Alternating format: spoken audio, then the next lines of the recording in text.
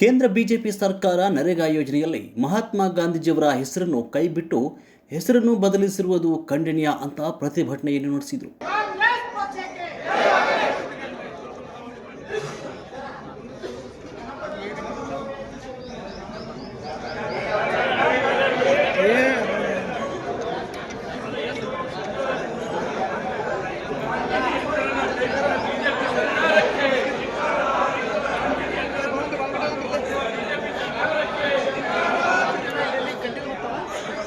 ಈ ಜಗತ್ತಿನಲ್ಲಿ 252ರಷ್ಟು ದೇಶಗಳಲ್ಲಿ ಮಹಾತ್ಮಾಜಿ ಪೂಜ್ಯರು, ಕನಿಷ್ಠ 52 ರಾಷ್ಟ್ರಗಳಲ್ಲಿ ಅವರ ಮೂರ್ತಿಗಳಿವೆ. ನಮ್ಮ ನಾಳಿದ ಬಿಡಿ ಸಾಮ್ರಾಜ್ಯದಲ್ಲಿಯೂ ಕೂಡ ಪೂಜಾ ಭಾವನೆ ಮತ್ತು ಅಲ್ಲಿಯೂ ಪುತ್ಥಳಿ ಇದೆ. ಸರ್ವ ಸುಖವನ್ನು ತ್ಯಾಗ ಮಾಡಿ ಬ್ಯಾರಿಸ್ಟರ್ ಪದವಿ ಪಡೆದಿದ್ರು ವಕೀಲ ವೃತ್ತಿಯನ್ನು ತ್ಯಜಿಸಿ ಸ್ವಾತಂತ್ರ್ಯ ಹೋರಾಟದಲ್ಲಿ ಭಾಗವಹಿಸಿ ಈ ಭಾರತ ದೇಶಕ್ಕೆ ಸ್ವಾತಂತ್ರ್ಯ ತಂದುಕೊಟ್ಟು ಭಾರತವನ್ನು ಬ್ರಿಟಿಷರ ಕಪಿಮುಷ್ಟಿಯಿಂದ ಪಾರು ಮಾಡಲು ಪ್ರಮುಖ ಕಾರಣೀಭೂತರು. ಇಂತಹ ರಾಷ್ಟ್ರಪಿತ ಎಂಬ ಬಿರುದನ್ನು ಪಡೆದಿರುವ ಮಹಾತ್ಮ ಗಾಂಧೀಜಿಯವರ ಹೆಸರನ್ನು ಕೈಬಿಟ್ಟು ಬಿಜೆಪಿ ಸರ್ಕಾರ ಇಡೀ ದೇಶಕ್ಕೆ ಆ ಗೌರವ ತೋರುವ ಕಾರ್ಯವನ್ನು ಮಾಡುತ್ತಿದೆ ಮತ್ತು ಕೇಂದ್ರ ಸರ್ಕಾರ ಕಾಂಗ್ರೆಸ್ ನಾಯಕರ ಮೇಲೆ ಇಡಿಯನ್ನು ದುರುಪಯೋಗ ಪಡಿಸಿಕೊಂಡು ಕೇಸ್ ದಾಖಲಿಸುತ್ತಾ ಬರೀ ಕಾಂಗ್ರೆಸ್ ಪಕ್ಷದ ನಾಯಕರನ್ನು ಟಾರ್ಗೆಟ್ ಮಾಡ್ತಿದ್ದಾರೆ ಅಂತ ಜಿಲ್ಲಾ ಕಾಂಗ್ರೆಸ್ ಅಧ್ಯಕ್ಷರಾದ ಎಸ್.ಜಿ. ನಂಜಯ್ಯನಮಠ ಅವರು ತೀವ್ರ ವಾಗ್ದಾಳಿ ನಡೆಸಿದರು.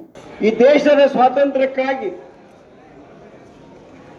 ಎಲ್ಲರನ್ನ ಕಟ್ಟಿಕೊಂಡು ನೆಹರೂಜಿ ಇರಬಹುದು, ವಲ್ಲಭಭಾಯಿ ಪಟೇಲ್ ಇರಬಹುದು, ಗಡಿನಾಡ ಗಾಂಧಿ ಖಾನ್ ಅಬ್ದುಲ್ ಗಫಾರ್ ಖಾನ್ ಇರಬಹುದು, ಮೌಲಾನಾ ಅಬುಲ್ ಕಲಾಂ ಆಜಾದ್ ಇರಬಹುದು, ವಲ್ಲಭಭಾಯಿ ಪಟೇಲ್, ನೆಹರು ಹಾಗೂ ಇನ್ನಿತರ ಎಲ್ಲ ಲಾಲ್ ಬಹದ್ದೂರ್ ಶಾಸ್ತ್ರಿ ಅನೇಕ ನಾಯಕರನ್ನ ಕಟ್ಟಿಕೊಂಡು ದೇಶದ ಸ್ವಾತಂತ್ರ್ಯಕ್ಕಾಗಿ ರಾಷ್ಟ್ರಾದ್ಯಂತ ಚಳುವಳಿಯನ್ನ ಅಹಿಂಸಾತ್ಮಕವಾಗಿ ರೂಪಿಸಿದವರು ಮಹಾತ್ಮ ಗಾಂಧಿಯವರು. ತನ್ನದೆಲ್ಲವನ್ನು ಬಿಟ್ಟು ಹೆಂಡತಿ ಮಕ್ಕಳನ್ನು ನೋಡದೆ ಅವರ ಆಗ ಅರಮನೆ ಪುಣೆಯಲ್ಲಿ ಸತ್ತರೆ ಮಣ್ಣಿಗೂ ಕೂಡ ಹೋಗದಂತೆ ಇರತಕ್ಕಂಥ ಮನೋಭಾವನೆ, ಸ್ವಾತಂತ್ರ್ಯ ಹೋರಾಟ ಸಿಗಬೇಕು, ನನಗೆ ಸುಖ ಸಿಗಬೇಕು ಅನ್ನುವಂಥ ಏಕೈಕ ಧೋರಣೆಯಿಂದ ಹೋರಾಡಿದವರು ಮಹಾತ್ಮ ಗಾಂಧಿಯವರು. ಇಡೀ ಜಗತ್ತಿನಲ್ಲಿ ಗೌರವಾನ್ವಿತ ವ್ಯಕ್ತಿ, ನಮ್ಮ ದೇಶದಲ್ಲಿ ಅಷ್ಟೇ ಅಲ್ಲ, 252 ರಾಷ್ಟ್ರಗಳಲ್ಲಿ ಗೌರವವನ್ನು ಹೊಂದಿರತಕ್ಕಂಥವರು ಮಹಾತ್ಮ ಗಾಂಧಿಯವರು. 52 ರಾಷ್ಟ್ರಗಳಲ್ಲಿ ಅವರ ಪುತ್ಥಳಿಯನ್ನು ನಿಲ್ಲಿಸಿದ್ದಾರೆ. ಅಷ್ಟೇ ಏಕೆ 200 ವರ್ಷಗಳ ಕಾಲ ನಮ್ಮ ನಾಳಿರ್ತಕ್ಕಂಥ ಬ್ರಿಟಿಷ್ ಸಾಮ್ರಾಜ್ಯದಲ್ಲಿಯೂ ಕೂಡ ಮಹಾತ್ಮ ಗಾಂಧಿಯವರ ಮೂರ್ತಿ ಇದೆ. ಮೋದಿಯವರ ರಾಜ್ಯದವರೇ ಅವರು. ನಾನು ಅವ್ರನ್ನ ಸಣ್ಣನ ಮಾಡೋದಿಲ್ಲ, ಜಗತ್ತಿನ ಮನುಷ್ಯ ಮಹಾತ್ಮ ಗಾಂಧಿಯವರು. ಆ ಹುಟ್ಟಿದ ನೆಲ ಅಲ್ಲೇ ಇದೆ. ನೀವು ಜಿ ರಾಮ್ಜಿ ಹೆಸರನ್ನ ನೂರಾರು ಯೋಜನೆಗಳಿವೆ ನಿಮ್ಮ ಕೇಂದ್ರ ಸರ್ಕಾರದ ಕೈಲಿ, ನೂರಾರು ಯೋಜನೆಗಳು. ಅದರಲ್ಲಿ ಯಾವುದಾದ್ರೂ ಯೋಜನೆಗೆ ಇಡಬಹುದಾಗುತ್ತೆ. ಜಿ ರಾಮ್ಜಿಯರ ಇಡ್ರಿ, ಶ್ರೀಮತಿ ಸೀತಾ ಅಂತ ಇಡ್ರಿ, ರಾವಣ ಅಂತಾರೆ ಇಡ್ರಿ, ಲಕ್ಷ್ಮಣ ಅಂತಾರೆ ಇಡ್ರಿ, ಶೂರ್ಪಣಿಕೆ ಅಂತಾರೆ ಇಡ್ರಿ, ಯಾವ್ದಾರು ಇಡಬಹುದಾಗುತ್ತೆ. ಮಹಾತ್ಮ ಗಾಂಧಿ ಅವರ ಹೆಸರು ತೆಗಿಬೇಕಾಗಿತ್ತಾ? ಅದಕ್ಕೊಂದು ಏನೋ ಒಂದು ಅರ್ಥ ಇಲ್ಲದೆ ಇರತಕ್ಕಂಥ ಒಂದು ನಿರ್ಣಯವನ್ನ ಇಡೀ ದೇಶ ಖಂಡಿಸ್ತಕ್ಕಂತಹದ್ದನ್ನ ಇವರು ಮಾಡಿದ್ದಾರೆ. ನನಗನಿಸ್ತದೆ ಬಂಧುಗಳೇ, ಇನ್ನೊಂದು ಸ್ವಲ್ಪ ದಿವಸ ಹೋದ್ರೆ ಎಲ್ಲೇನು ಮಹಾತ್ಮ ಗಾಂಧಿ ಅವರ ಮೂರ್ತಿ ಅದಾವು ಅಲ್ಲೇ ನಾಥೂರಾಮ್ ಗೋಡ್ಸೆನ ಮೂರ್ತಿ ಕುಂದಿರಿಸ್ತಾರೆ ಇವರು. ಆ ಮಟ್ಟಕ್ಕೆ ಹೋಗ್ತಾರ. ಇವರಿಗೆ ಹಿಂಸೆ ಬೇಕು, ಕಾಂಗ್ರೆಸ್ಸಿಗೆ ಅಹಿಂಸೆ ಬೇಕು. ಎಷ್ಟೋ ಕಡೆ ಇವರೇ ಕಾರ್ಯಕರ್ತರು ಗೋಡ್ಸೆ ಅವರ ದೇವಾಲಯವನ್ನು ಕಟ್ಟಿರ್ತಕ್ಕಂಥ ಉದಾಹರಣೆ ಇಲ್ಲಿದೆ.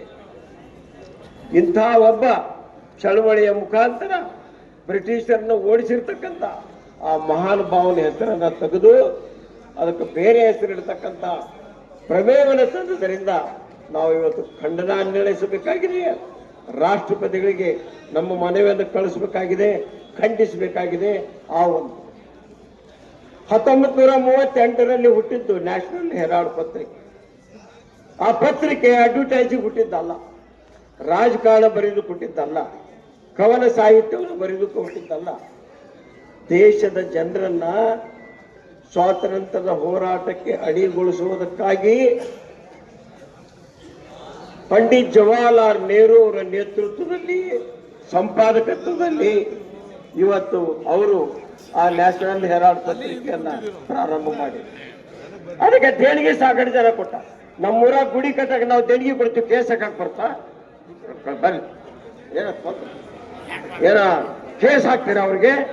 ನಿಮ್ಮ ಮರ್ಜಿ, ನೀವು ದೇಣಿಗೆ ಕೊಡೋದು ನಿಮ್ಮ ಹಕ್ಕು. ಆ ಹಕ್ಕನ್ನ ಮೊಟಕುಗೊಳಿಸ್ತಕ್ಕಂಥದ್ದು ಇವ್ರಿಗೆ ಬರೋದಲ್ಲ. ಇಡಿಯನ್ನು ದುರುಪಯೋಗ ಮಾಡಿ ದೇಶದಲ್ಲಿ ಕಾಂಗ್ರೆಸ್ ನಾಯಕರ ಮೇಲೆ ಕೇಸ್ ಹಾಕ್ತಕ್ಕಂಥದ್ದನ್ನ ಖಂಡಿಸುವ ನಿರ್ಣಯನೂ ಕೂಡ ಇವತ್ತು ಈ ಎರಡೂ ವಿಚಾರಗಳನ್ನ ಖಂಡಿಸಿ ರಾಷ್ಟ್ರಪತಿಗಳಿಗೆ ನಾವು ಮನವಿಯನ್ನು ಸಲ್ಲಿಸ್ತಕ್ಕಂಥ ಕಾರ್ಯಕ್ರಮ ಈಗ ಜರುಗುತ್ತದೆ. ತಾವೆಲ್ಲ ಭಾಗವಹಿಸಿದ್ದಕ್ಕೆ ನಂತರ ಜಿಲ್ಲಾಧಿಕಾರಿಗಳಿಗೆ ಮನವಿಯನ್ನು ಕೂಡ ಸಲ್ಲಿಸಲಾಯಿತು. ಈ ಪ್ರತಿಭಟನೆಯಲ್ಲಿ ತೆರದಾಳ ಮತಕ್ಷೇತ್ರದ ಜನಪ್ರಿಯ ನಾಯಕರಾದ ಸಿದ್ದು ಕೊಣ್ಣೂರ್, ಹಿರಿಯ ಕಾಂಗ್ರೆಸ್ ನಾಯಕರು ಡಿಸಿಸಿ ಬ್ಯಾಂಕ್ನ ಅಧ್ಯಕ್ಷರಾದ ಅಜಯ್ ಕುಮಾರ್ ಸರ್ ನಾಯಕ್, ಬಾದಾಮಿ ಶಾಸಕರಾದ ಬಿಬಿ ಚಿಮ್ಮನಕಟ್ಟಿ, ಹುನಗುಂದ ಶಾಸಕರಾದ ವಿಜಯಾನಂದ ಕಾಶ್ಯಪ್ಪನವರ್, ಬಿಳಿಗಿ ಶಾಸಕರಾದ ಜೆಟಿ ಪಾಟೀಲ್, ಇನ್ನು ಹಲವಾರು ಕಾಂಗ್ರೆಸ್ ನಾಯಕರು ಮತ್ತು ಸಾವಿರಾರು ಸಂಖ್ಯೆಯಲ್ಲಿ ಕಾರ್ಯಕರ್ತರು ಈ ಪ್ರತಿಭಟನೆಯಲ್ಲಿ ಭಾಗವಹಿಸಿದರು. ವರದಿ ರಮೇಶ್ ಕಾಂಬ್ಳೆ, ಬಾಗಲಕೋಟೆ.